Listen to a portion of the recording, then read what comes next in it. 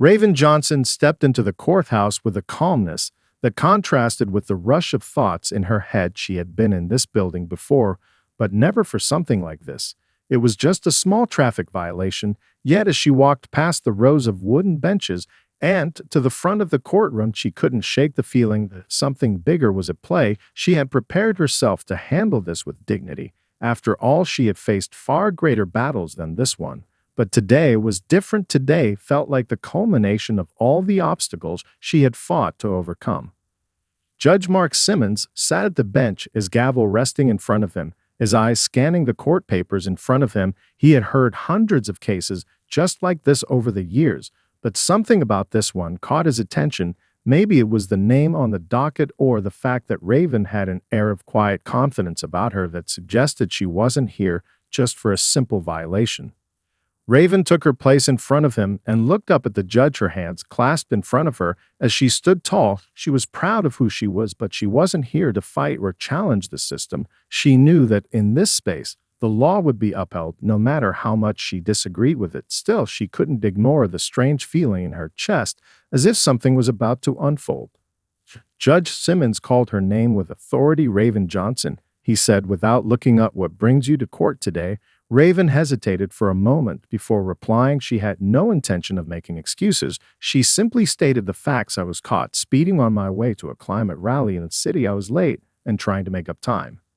The judge looked up from his papers, his eyes narrowing just slightly as he processed her words. Speeding to a climate rally, he thought to himself. He had seen his fair share of excuses in his career, but this one felt different. Something about it nagged at him. But he quickly dismissed the thought and focused on the violation at hand. He raised his gavel and without much hesitation he issued a fine of $500. Raven was taken aback for a moment, not because of the amount, but because of how quickly the decision had been made. She had expected a warning, or perhaps a lesser fine, but this was something more severe. It felt like a slap in the face to her, cost to everything she had fought for over the years. As she walked out of the courtroom, Raven felt the sting of the decision, but she didn't let it show. She wasn't going to let this setback deter her. It was just one more hurdle in a long line of challenges she had faced in her journey. She knew her purpose, and this small moment wouldn't define her, but something lingered in her mind as she stepped out into the bright sunlight. What did this decision mean for her future, her fight for climate justice? Outside the courthouse, Raven's phone buzzed. As soon as she stepped onto the steps, a message from her friend Sarah popped up. "Did you know who fined you?" It was a simple question, but it struck a chord. Raven's heart skipped a beat. She looked around as if someone might be watching her, wondering what her next move would be. The fine was just the beginning, and Raven had no idea yet how much it would change everything. As Raven walked out of the courthouse, she couldn't help but feel a sense of disbelief. The fine had come out of nowhere, and though she knew it was a minor setback, it still stung in a way she couldn't explain. She had been fighting for climate justice for years, and to be fined so abruptly for something as trivial as a speeding violation felt like the system was mocking her. She stood at the bottom of the courthouse steps and looked up at the sky, trying to ground herself. She had to stay focused on the bigger picture. Her phone buzzed again, and this time it was a text from Sarah. "Did you know who fined you?" Raven frowned for a moment as she read the message, a chill running down her spine. Sarah had always been the one to keep her grounded and connected to what was happening around them.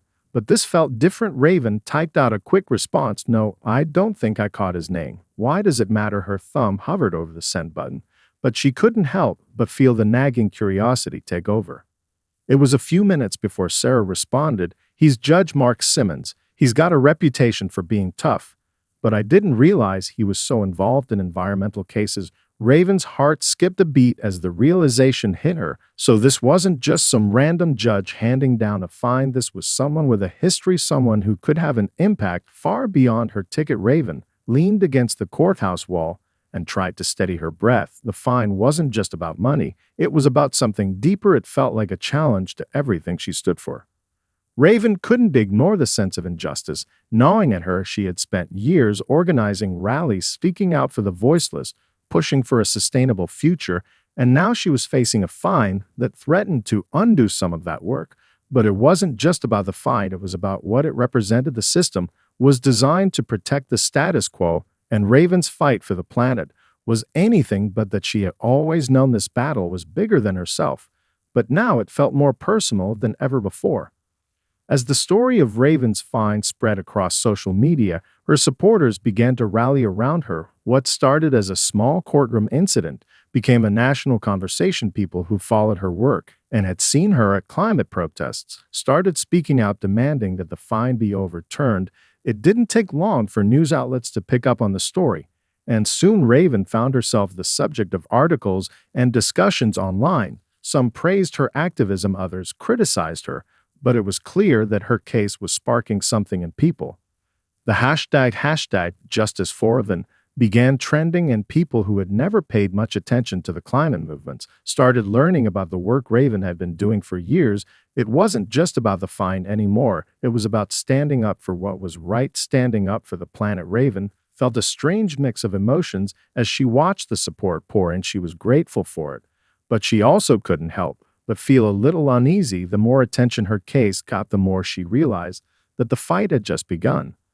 But it wasn't just the public who was paying attention. Judge Simmons started to feel the weight of his decision. He had received a flurry of messages and letters from colleagues and people within the legal and environmental communities, some asking for clarification on his ruling, others questioning his approach to cases involving climate activists. Simmons had always prided himself on being impartial, but as the protests grew louder and the media attention intensified, he couldn't shake the feeling that something bigger was unfolding before him. Judge Mark Simmons sat in his office, staring out the large windows that overlooked the city. He had spent decades serving in the legal system. It was a cold morning, and the wind outside rustled the leaves of the trees, but inside Simmons felt a sense of discomfort that had nothing to do with the weather. He had always prided himself on being fair, just and impartial, but something about Raven Johnson's case had unsettled him in a way he hadn't anticipated.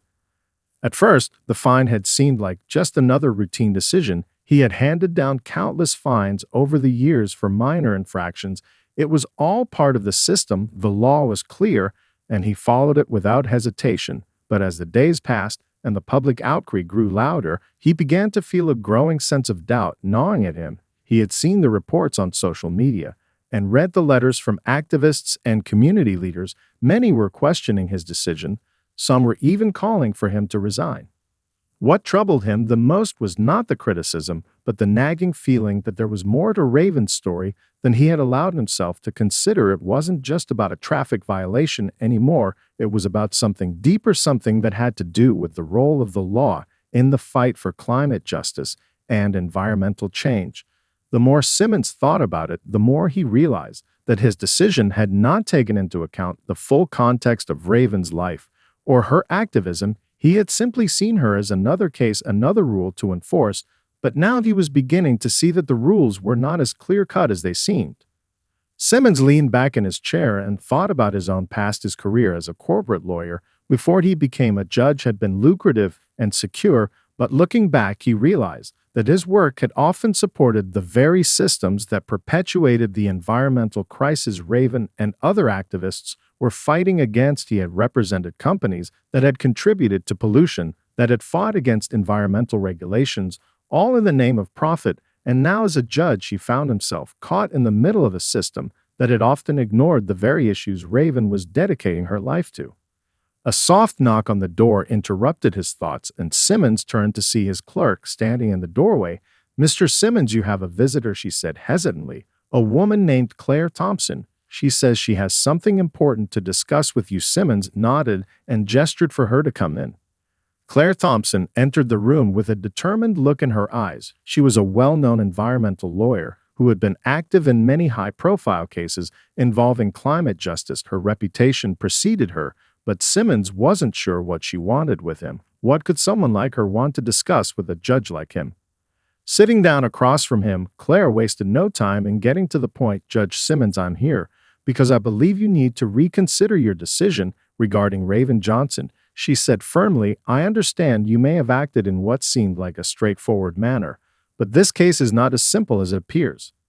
Simmons looked at her warily. "I don't see what the issue is. The fine was for a minor infraction. There's nothing unusual about it."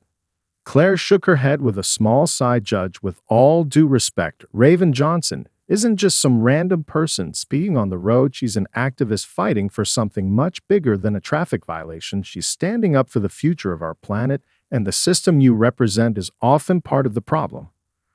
Her words hit him harder than he expected. He had known of Claire's work, but hearing it spoken directly to him made him realize how disconnected he had been from the real-world consequences of his rulings.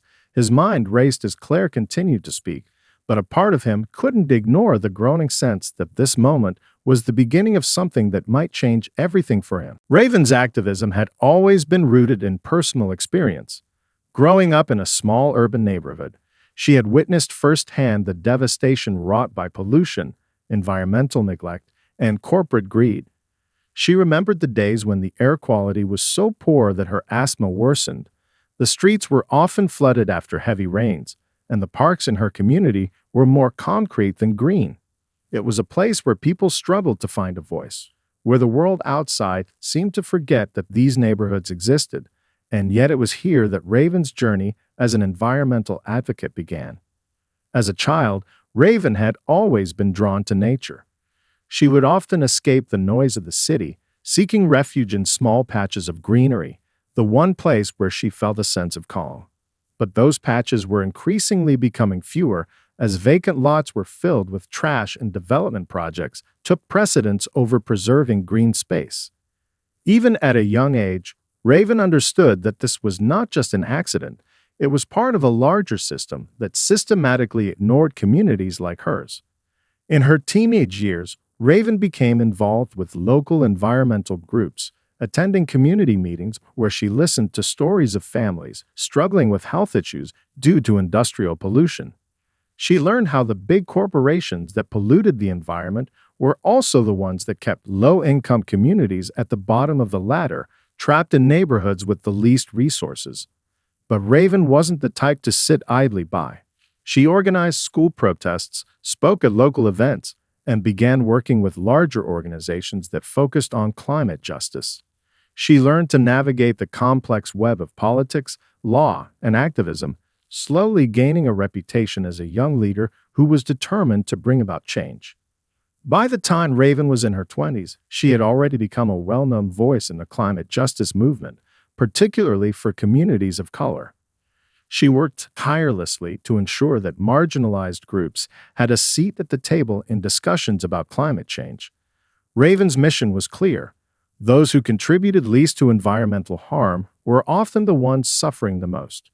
She became a tireless advocate, organizing climate rallies, speaking at global summits, and leading the charge in urban areas where environmental issues were often overlooked. But Raven knew the struggle was never just about climate change. It was about justice. It was about ensuring that the future her children and grandchildren inherited would be one where all communities, regardless of their background, had equal access to clean air, water, and green spaces. This wasn't just an environmental issue. It was a human rights issue. However, the cost of being an activist was high. Raven had lost friends and supporters along the way, and some of her most passionate efforts were met with resistance from powerful figures in government and industry. It wasn't uncommon for her to face threats or to be publicly vilified by those who stood to lose from the changes she fought for. But she never wavered.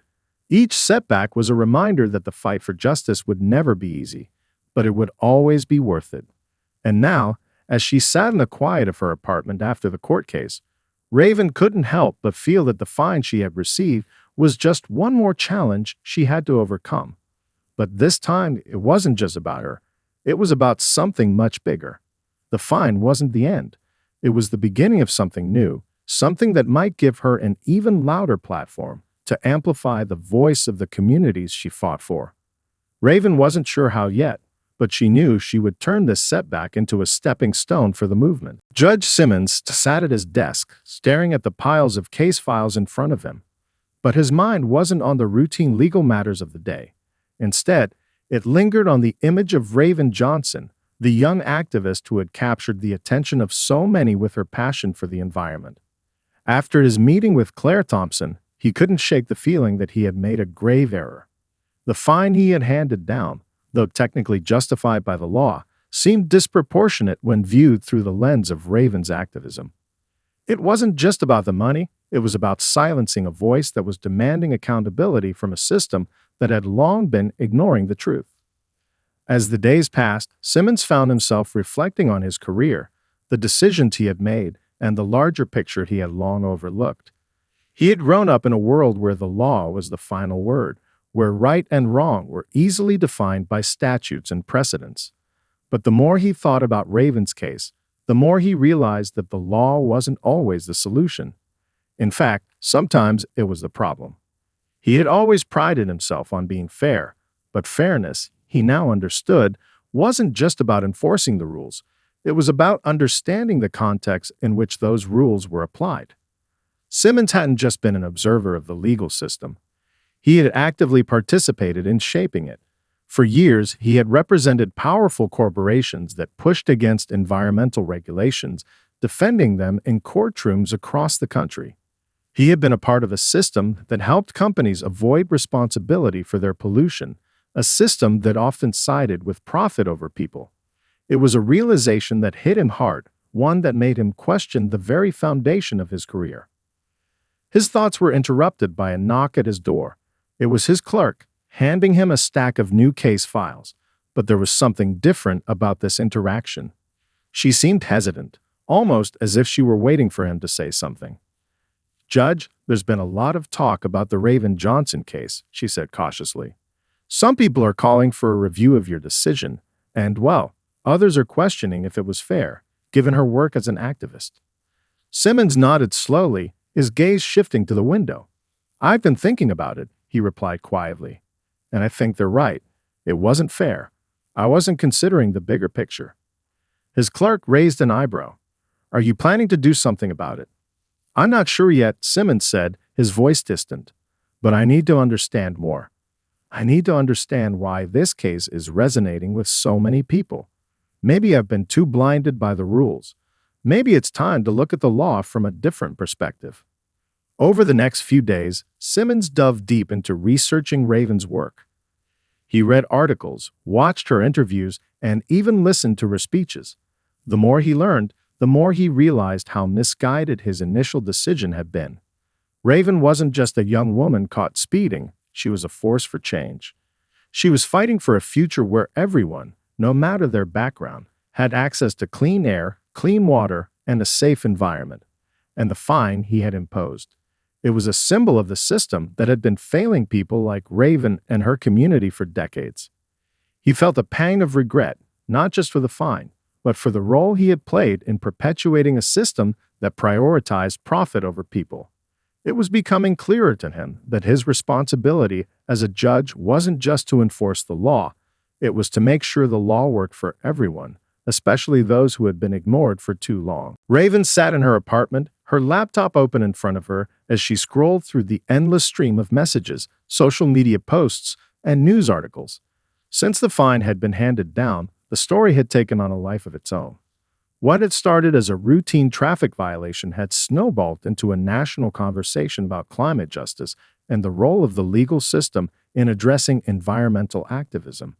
At first, Raven had been overwhelmed by the attention, but now she realized it was an opportunity. She couldn't afford to back down, no matter how much pressure she felt.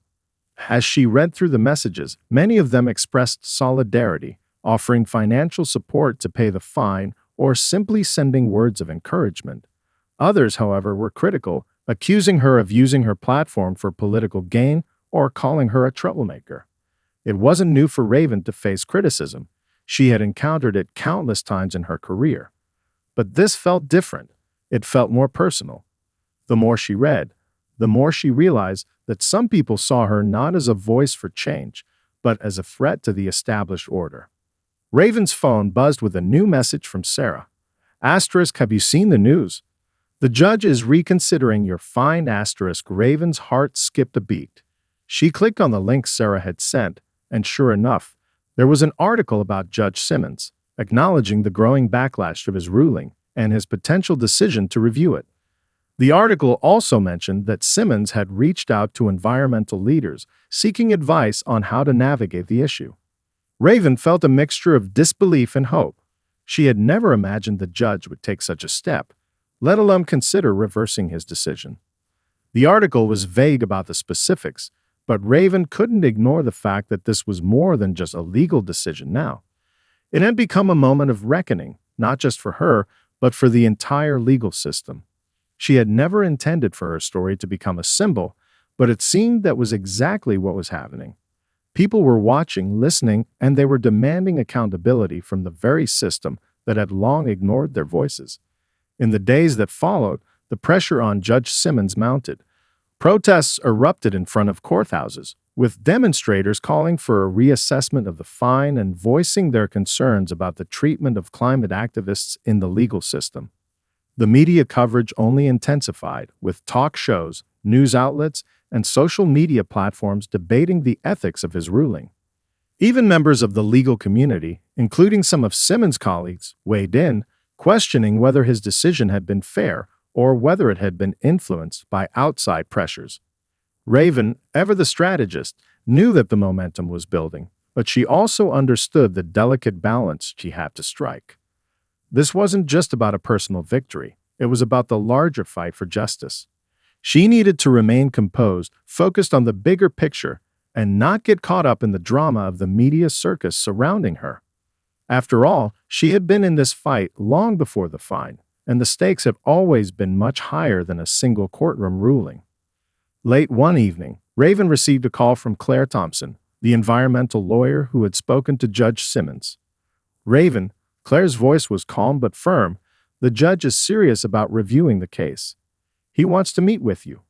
Raven's heart raced. This was it, the chance to finally confront the judge face to face and make him see the bigger picture, the one that went beyond the ticket and into the heart of the fight for climate justice. "I'll be there," Raven said without hesitation. She didn't know what the meeting would hold, but she was ready. She was ready to bring her truth, her passion, and the voice of her community to the table. Raven stood outside the courthouse, her heart beating rapidly in her chest. The meeting with Judge Simmons was scheduled for the afternoon, but she had arrived early to take a moment to collect herself. As she stared up at the imposing structure, she couldn't help but feel a sense of urgency. This wasn't just a meeting, it was a chance to speak directly to the heart of the system that had often worked against her and her cause.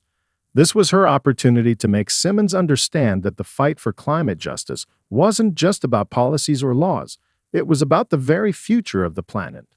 As Raven entered the courthouse, she was greeted by Claire Thompson, who had arranged the meeting. Claire led her through a series of corridors before they reached a small, unassuming office at the end of the hall. Judge Simmons was already seated, his face betraying no emotion, but Raven could see the tension in his posture. The air between them felt heavy, but Raven didn't falter. She knew why she was there, and she knew what was at stake. "Thank you for meeting with me, Judge Simmons," Raven said, her voice steady but filled with determination. She extended her hand and he shook it briefly, his grip firm but not warm. Claire took a seat at the table, positioning herself as a neutral observer, allowing Raven and Simmons to engage directly. Simmons took a deep breath before speaking. "I'll be honest, Ms. Johnson," he began, "I've been thinking a lot about your case, and I've been hearing from a lot of people, activists, colleagues, even some of my peers in the legal community, about how I handled your fine. I'm starting to see things differently. This isn't just about a speeding ticket. It's about something bigger. I need to understand more about your work, your activism, and why this case has sparked such a reaction." Raven nodded, her eyes focused on the judge. "Thank you for being open to hearing my side. Judge, I've spent my life fighting for the communities that have been ignored for far too long.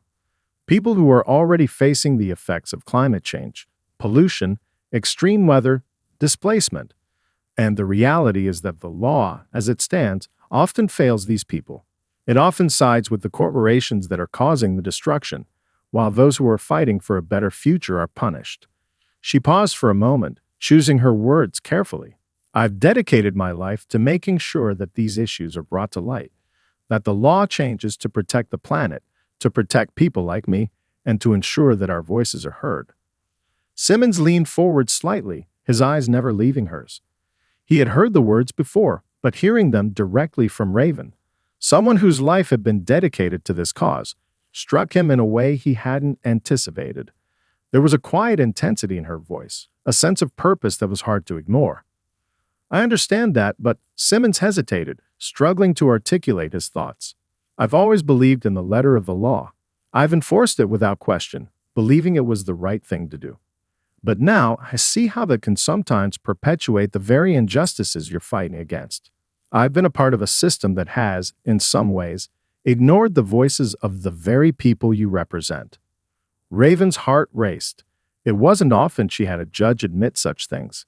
She had been ready for resistance, for denial, but hearing Simmons' confession made her feel a glimmer of hope. This wasn't just about reversing a fine. It was about changing the system.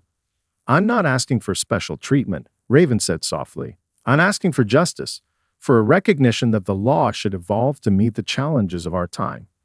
We need leaders who will not only enforce the law, but ensure it serves the people, especially those who are fighting for the future. Simmons was silent for a long moment, processing her words. Finally, he spoke, his voice quieter than before. I need to think about what you've said, Ms. Johnson, but I promise you, I won't take this lightly. I won't ignore the message you brought to me. Raven nodded, feeling a surge of cautious optimism. She had said what she needed to say. Now all she could do was wait and hope that Simmons would act on the newfound understanding he had gained. As she left the courthouse, her mind raced. This was only the beginning. A week passed before Judge Simmons made his decision, but for Raven, the wait felt endless. She continued her work, organizing rallies, speaking at community meetings, and staying in contact with her allies. But in the back of her mind, the meeting with Simmons replayed over and over. She had spoken her truth. Now it was in his hands. It was strange to think that someone like him, a man of the law who had spent decades enforcing rules, might actually come to understand the deeper implications of those rules. But Raven had hope. She had seen glimpses of it in his eyes during their meeting. He had listened, and that, she believed, was the first step toward real change. One morning, Raven was in her office, sorting through emails, when her phone rang. It was Claire Thompson. Raven answered immediately, knowing that whatever Claire had to say would be important. Raven, it's official, Claire said, her voice full of excitement. The judge has decided to drop the fine. And not only that, he's issued a public statement about the case. Raven's breath caught in her throat. What does it say? There's no easy way to put it, Claire replied, but the judge has acknowledged that the legal system isn't always aligned with justice, especially when it comes to environmental activism. He admitted that he had failed to see the larger context and that his decision was hasty. In his statement, he said he would work to create a more supportive environment for climate activists moving forward. Raven was stunned. She had expected a reversal of the fine, but this was more than she could have imagined. The judge had not only admitted to his mistake, but he had also opened a door for broader systemic change. It was a victory not just for her, but for everyone fighting for the planet's future. As the news spread, reactions were swift. Social media erupted in support, with climate activists and environmentalists praising the judge's newfound awareness. The story made headlines across the country, and for once, the focus wasn't just on the fine. It was on the larger conversation about the role of the legal system in addressing the climate crisis. But as much as Raven appreciated the support, she knew this was just the beginning. The fight was far from over. This victory wasn't about one judge's decision. It was about shifting the entire system. It was about challenging the norms that had allowed powerful corporations to operate without accountability. It was about creating a world where environmental justice was not just an ideal, but a reality. Raven stood before a crowd of supporters at a rally a few days later, feeling a mix of pride and determination. She could feel the energy of the movement building around her, and she knew that the world was starting to pay attention. It was a victory in the courtroom, but the real work had only just begun. The fight for justice doesn't end here, Raven told the crowd, her voice carrying over the sea of people. It's up to all of us to hold the powerful accountable, to push for laws that protect our planet and our communities. We've made progress, but we still have a long way to go. Together, we will keep pushing until the world finally listens. As Raven spoke, she couldn't help but think about Judge Simmons and the journey he had taken. She hadn't expected him to change overnight, but in some ways, that meeting had marked the start of something new for both of them. It wasn't just about one case, it was about a broader shift in how the law viewed environmental justice, and for the first time, Raven felt that the tide was turning.